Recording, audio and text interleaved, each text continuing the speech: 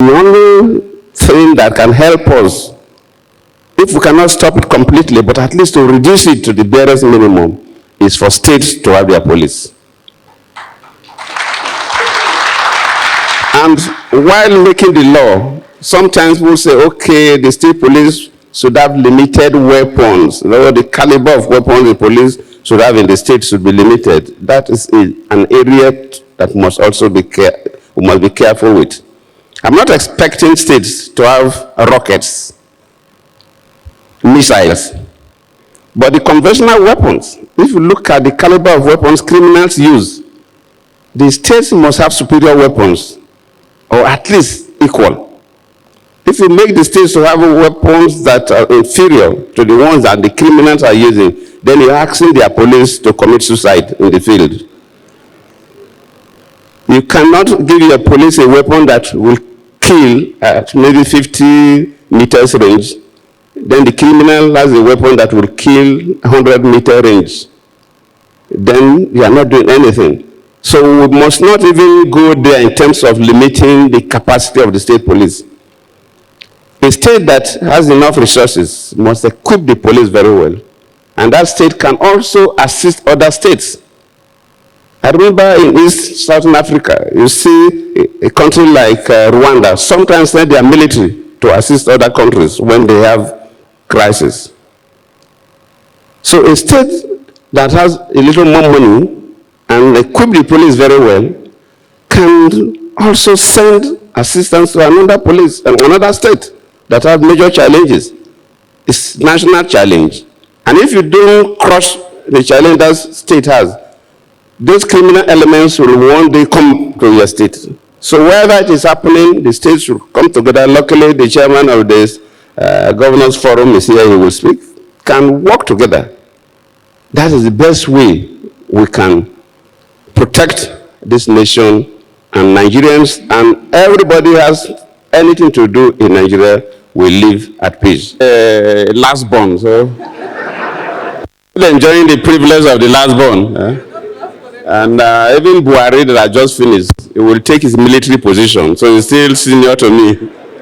Until when my good friend Tinubu finishes, then I will have a junior brother. So thank you so much. His Excellency, Mr. President, here represented by the Vice President, my good friend, thank you for coming. The Senate President, represented by the Deputy Senate President, thank you for your brilliant speech. And our Chief Host, the Right Honorable Speaker, thank you for bringing us together to have this conversation. His Excellency General Abubakar, the former head of state, and somebody who navigated the current democratic setting and has endured for 25 years because of your good works. Thank you so much. We appreciate, we really need to listen to you. The Deputy Speaker and Principal Officers of the National Assembly are here with us, and members of the National Assembly. The Chairman of the Nigerian Governors Forum, thank you for coming. We really want to listen to you because the issue of state police is very critical. Honorable Ministers are here with us, members of the Diplomatic Corps, the Chief of Defense Staff and the Inspector General of Police being represented. His Eminence, the Sultan of Sokoto, thank you for coming. His Imperial Majesty, the Oni of Ife, thank you for coming. And other revered royal fathers are here with us. Our dear leader, John Cardinal Lankor, thank you for being here, and other clergymen that are here with us. There are so many retired and former senior government functionaries that are here. I will bother you to enumerate their names. But in the waiting room, I saw General Dambaza, who was my Chief of Army Staff, then later became Minister of Defense. We will listen to you. And Solomon Arase, Dr. Solomon Arase, who was my Inspector General of Police. And I think now the Chairman of the Police Service Commission, you are still there. And other very senior military people, government functionaries that are here to talk. I will be extremely brief in my intervention. First and foremost, let me thank the Honorable Speaker members of the committee, and indeed the House of Rep for inviting me to participate in this national dialogue on state policing. In fact, I got information only yesterday when I had a conversation with the speaker. It would have been difficult for me to come, but since I left office, I've been having a number of programs, and the National Assembly have always been there to support me. And this is the first time the National Assembly invited me, so I said I will do everything, cancel all my other programs to come and honor you. In fact, the issue today, national dialogue on state policing, is very critical. But one thing is that we don't need to debate on whether we should have state police or not. I think that matter has been concluded. The issue is the operations of the police. I operated at the state level for 8 years, deputy governor, governor, then came to the center, vice president, president for another 8 years. And I know that in Bayelsa State and other states that attempted to have some element of security operatives that assisted the police, it worked very well. In Bayelsa State, when we took over, the state was almost ungovernable. Abdul Salami will remember that when the elections were to be conducted in December 1999, Colonel Edo will be then wrote to you saying the security situation in Bayelsa State was so bad that couldn't grant the elections in December 98. So our elections were pushed to January 99. When we took over, the state was in crisis. Niger Delta agitation was there, but criminal elements were also operating all the creeks and were doing all kinds of havoc to market women and others. Until Alamisi, then my boss, had to set up the Bayelsa volunteers that work with police. And we had to build stations around the critical parts of the creeks. And the boys volunteered to work with the police since they couldn't carry weapons. And that brought the excessive piracy down. So there's no way we can manage our internal security if states will not have their police. Really? So the issue is not states having police, but how will the state police function vis-a-vis the national security architecture? When I set up the 2014 national dialogue, I think that period, we have a lot of challenges in the country. People were agitating so many areas. But when we set up that dialogue, one thing that the whole almost 500 delegates agreed without much ado was the issue of state police. When that matter came up, everybody supported the issue of state police. So we cannot move away from state police. I remember the issue of state police was accepted. The issue of national border force was also accepted. Then the issue of Coast Guard was also accepted. And the National Assembly, while you are debating or conducting a public hearing on the state police, these issues of national border force must be considered. Because we said that yes, the immigration and the customs carry weapons and they are the border controls, but they cannot play the role of national border guards. Because those are control routes. The customs and immigration stay in the control routes. Criminal elements don't pass those control routes. They pass through the borders at different points. It is only when we have a national border force that will be able to contain these elements. And most of the customs and the immigration, though they carry weapons, but they were not sufficiently trained to confront these criminal gangs. I was in the customs for 2 years before I entered the university, and I know the training given to us was not enough for you to confront these criminal gangs. So these issues must be integrated with the issue of state police. Could the state police also, for the riverine areas like the Niger Delta, also play that role of coast guards? Could the one in the north, the boundary areas, also play the role of the national border force?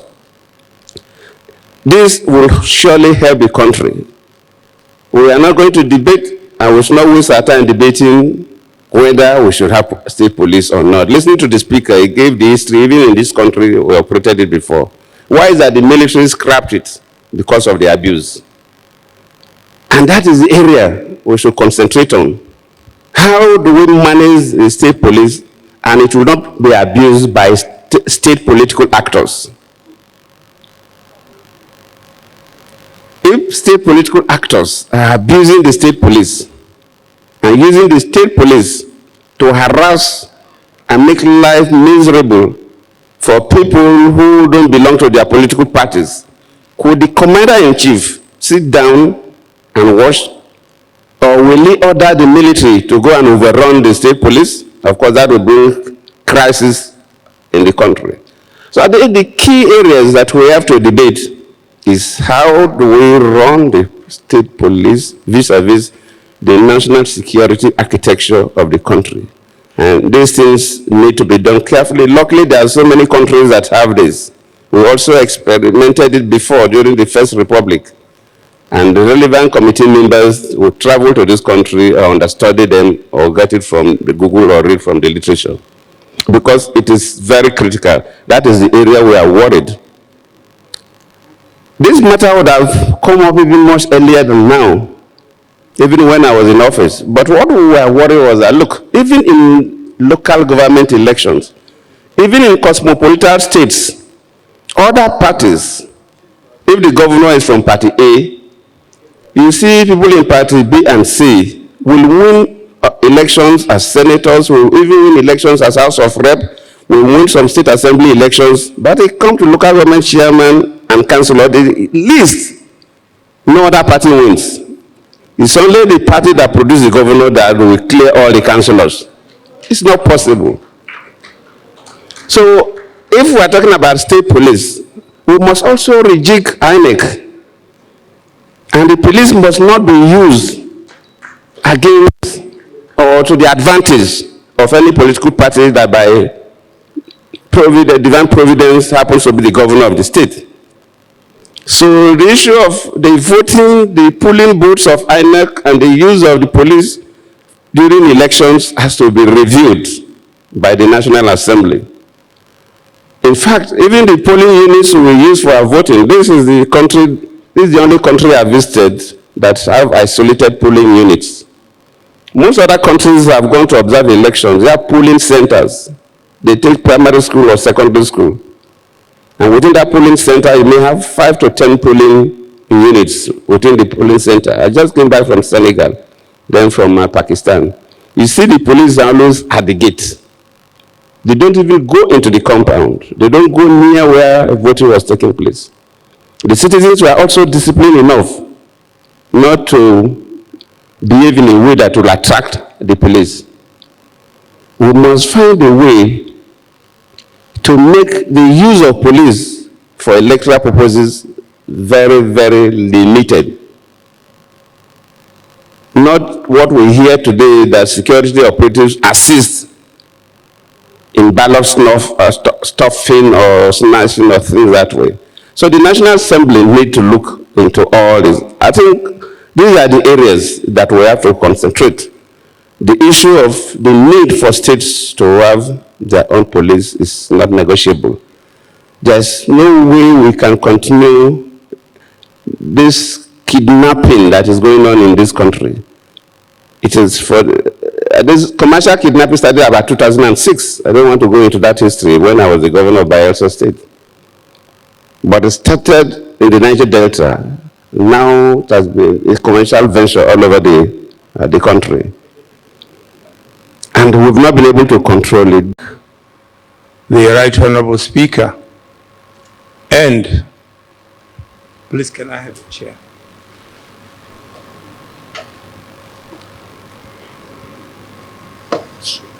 Thank you. Permission to sit down.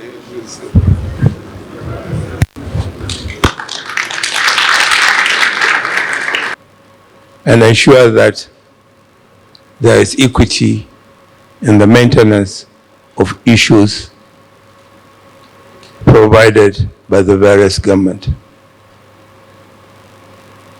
Indeed, our our royal fathers have a lot of responsibility in ensuring the maintenance of peace and order. As a young child growing up in a rural community, we see the role of these royal fathers in the various arm of, in quote, their government, where if a stranger enters a village, within hours, the village head knows about that stranger, and through their means of communication, the emir is aware. I think as much as we are talking of establishing state police, we should also look into the role vis-a-vis of our royal fathers. President Johnathan has mentioned the relationship of what I will change to say the politicians vis-a-vis the local police if we decide to have them. It is absolutely necessary the politicians, as much as possible, should avoid exerting influence on the ways the police is going to operate, if at all we agree to have the police. Although President Johnathan has already concluded that is the operational standard that we are going to discuss. I think we must really give it a thought to how to operationalize these police if we decide to have them. Again, let me thank the Right Honorable Speaker for the invitation extended to us. And let me thank, through the Vice President, President Tinubu, for what has been happening since he assumed office. It has not been easy, and although the economy is biting and a lot of insecurity has taken place, I really sympathize with your government for the inheritance you inherited. But the good Lord will continue to guide, protect Nigeria, and I'm absolutely sure in no distant future we'll overcome our difficulties. Thank you very much, Your Excellency. Thank you so much. Once more, another round of applause for His Excellency, former Head of State, General Abdulsalami Abubakar. He holds BSc Political Science and LLB Law from UNIBEN and UNN and Uni Abuja. He was variously the AIG Zone 16 covering Rivers and Bayelsa. He was CP Bayelsa State. And of course, he was DCP Post Investigation Bureau, DCP Special Proud Unit, and of course, head of IGP Monitoring Unit, and trained at the Interpol College in France.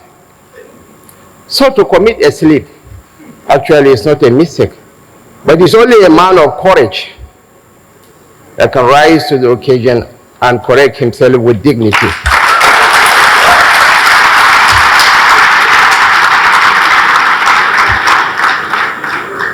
And His Excellency, former President Goodluck Ebele Johnathan, his name was modeled up for a greater part of 10 years. He was variously a deputy governor, a vice president. Some were calling him Goodluck Johnathan, some were calling him Johnathan Goodluck, until he became the president and Nigerians got to know that his full names are Goodluck Ebele Azikiwe Johnathan.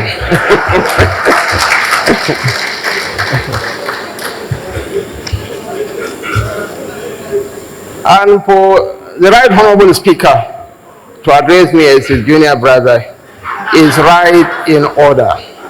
He was born on 1st October 1963. He is 6 years old. I'm just 57 years old. So it's right for him to address me.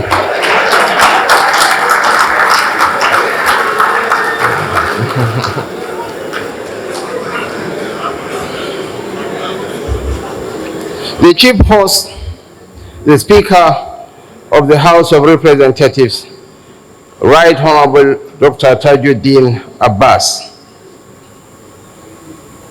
His Excellency, the former President of the Federal Republic of Nigeria and Chairman of this occasion, Dr. Goodluck Ebele Johnathan, GCFR. His finest hour came not when he was the President. His finest hour was when the nation was at a precipice. When the nation was at a point of implosion, he elected to choose the path of honor, of integrity. That concession speech transformed him into a global statesman. Thank you so much, Mr. President. I was your sparring partner when I was the governor of Borno State, and discretion is the better part of valor. I was asked variously by so many media houses to grant interviews on the 10th anniversary of the Chibok girls' abduction. But out of respect and decorum to this gentleman, I decline respectfully to grant any interview. And of course, another elder statesman who could have effortlessly transmuted into a civilian dictator. But he again elected to side with history, to side with honor, and midwife the fastest transition in Nigerian political history. Your Excellencies, ladies and gentlemen, join me in thanking General Abdul Salami Alhaji Abubakar, GCFR. He is a diaspora Kanuri just like Usman Bello Kumo.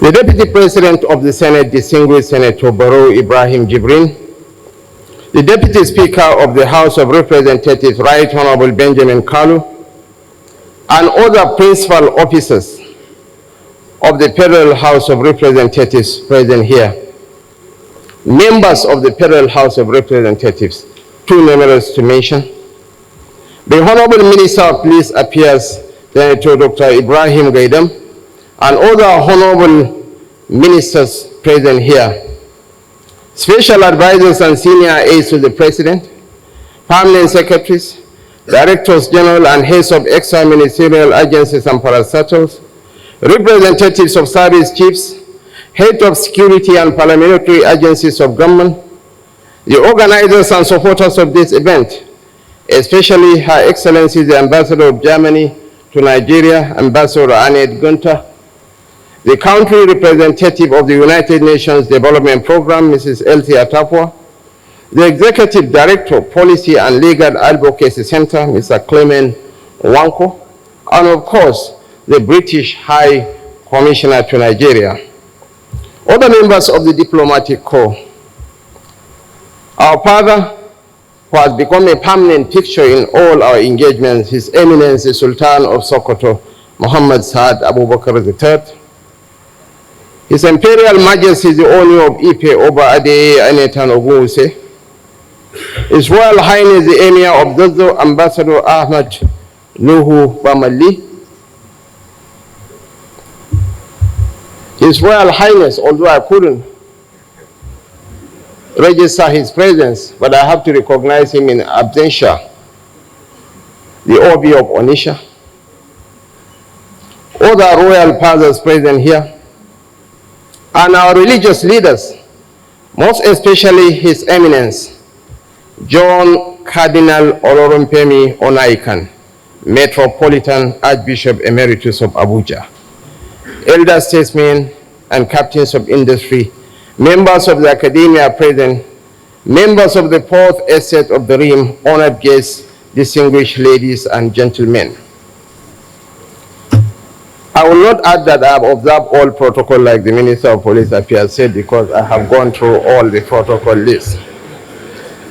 Your Excellencies, distinguished guests, honorable members of the House of Representatives, esteemed stakeholders and all participants, I am delighted to be a part of this important national dialogue focusing on reimagining policing in Nigeria and the best ways for reforming and strengthening the institution of the police. This dialogue has been convened under the auspices of our esteemed Speaker of the Federal House of Representatives, the People's House, to engage in a dialogue that holds the promise of transformative change for our nation's policing policies and practices.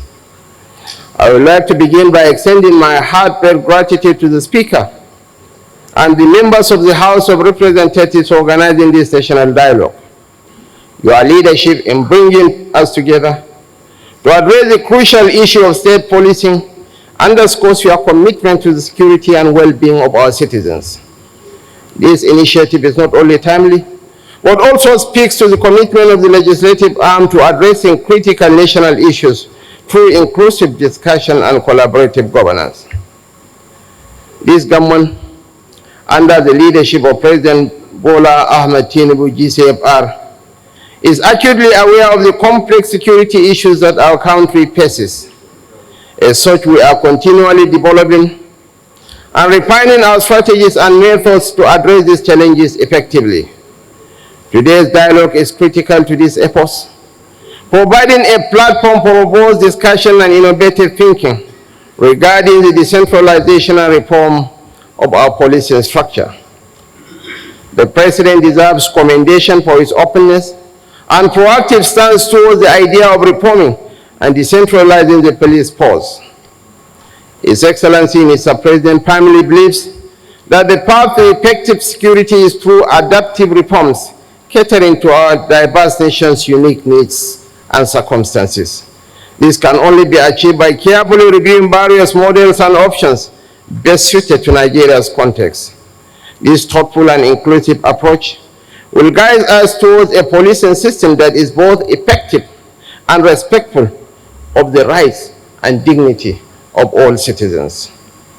It gladdens my heart that the 10th House of Representatives, under the Speaker, Right Honorable Dr. Tajuddin Abbas, has keyed into this initiative of the President. The involvement of the legislature in executive reform proposals ensures continuity and synergy. Let us use this opportunity to engage and explore every option with the seriousness and diligence they demand. The President is committed to listening to your recommendations and insights, invaluable to shaping the policies that will lead us towards a more secure and just society. The concept of state policing is not merely a policy proposal, but a potential milestone in the evolution of our law enforcement framework. It offers the possibility of tailoring law enforcement more closely to the diverse needs of our communities. As we discuss and debate its merits and challenges, let us remember our collective values and diversity. As Vice President, I am deeply invested in the outcomes of today's discussions.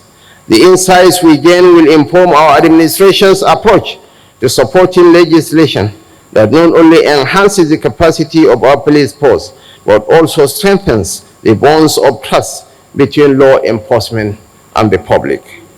In our deliberations, let us consider the implications of state policing from multiple perspectives. We must evaluate its potential to improve response times to emergencies, adapt to specific local challenges, and increase accountability. At the same time, we must address concerns related to the standardization of training, oversight, and the safeguarding of civil liberties. Our dialogue today should also be seen as an opportunity to listen, understand, and propose solutions that bridge gaps. It is essential that this forum is not the end, but the beginning of an ongoing conversation on the issue of police and security sector reform in our country. The theme of today's dialogue is a pivotal aspect of our national discourse. It reflects a collective recognition of the need for a more localized, responsive, and effective law enforcement framework. The broad-based nature of the stakeholders gathered here today, from government officials, security experts, religious